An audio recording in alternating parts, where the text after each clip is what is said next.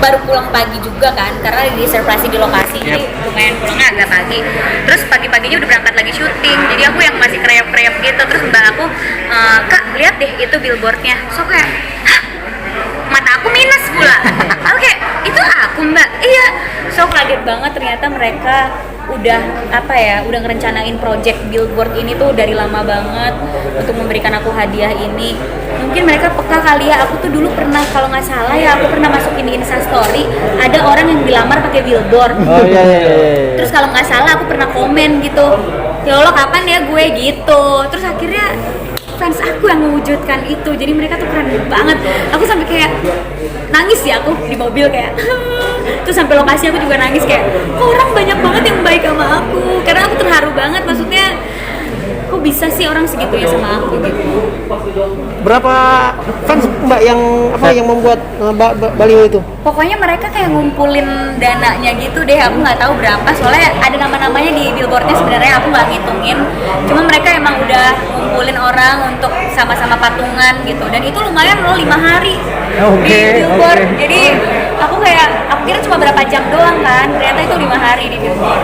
Oh, berarti sempat nanya-nanya juga berarti ke penggemar, salah satu penggemar yang ada namanya itu seperti apa sih? Sempat Iya, cari tahu juga. aku kan orangnya suka banget DM-an sama fans aku ya. Maksudnya aku nggak pernah menjaga jarak sama mereka. Jadi pas aku lihat salah satu nama yang aku kenal, banyak sih sebenarnya nama yang aku kenal gitu yang sering komen di Instagram aku, sering DM aku. Jadi aku DM mereka kayak, thank you, sampai ini aku yang lain, makasih banget. Terus makanya aku tahu cerita-ceritanya gimana, karena aku stalkin Instagram mereka, karena mereka di Instagramnya tuh ngepost kan di feeds gimana mereka berjuang untuk billboard, jadi aku tahu.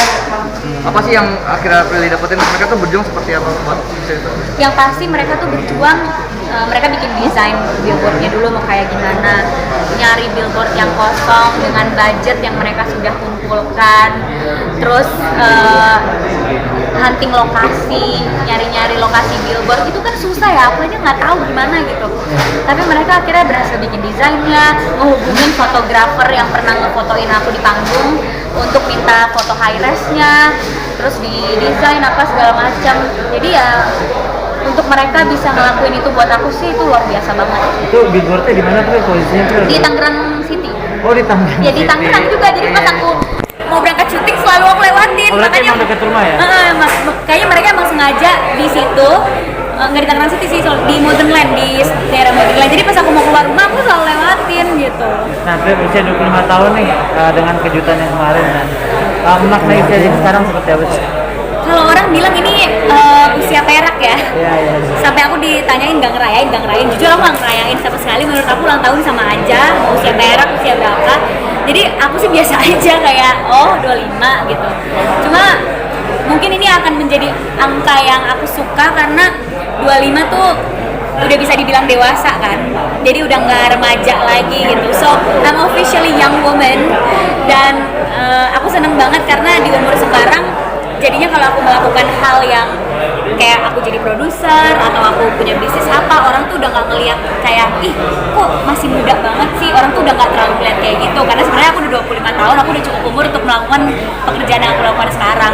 Walaupun sebenarnya sah-sah aja ngelakuin pekerjaan itu saat muda kan, cuma kan banyak orang yang kayak masih umur segini udah punya bisnis ini, emang beneran bisa? Kan banyak orang yang suka kayak gitu.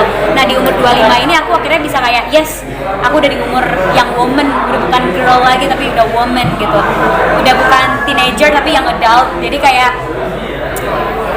aku lebih pede lagi lah melakukan pekerjaan aku, nggak di look down, nggak diremehin orang gara-gara umur gitu. Nah, tapi sempat nanya nggak sih berapa harga yang dikeluarin para fans kamu? Billboard nggak nanya, aku nggak enak nanyanya lah.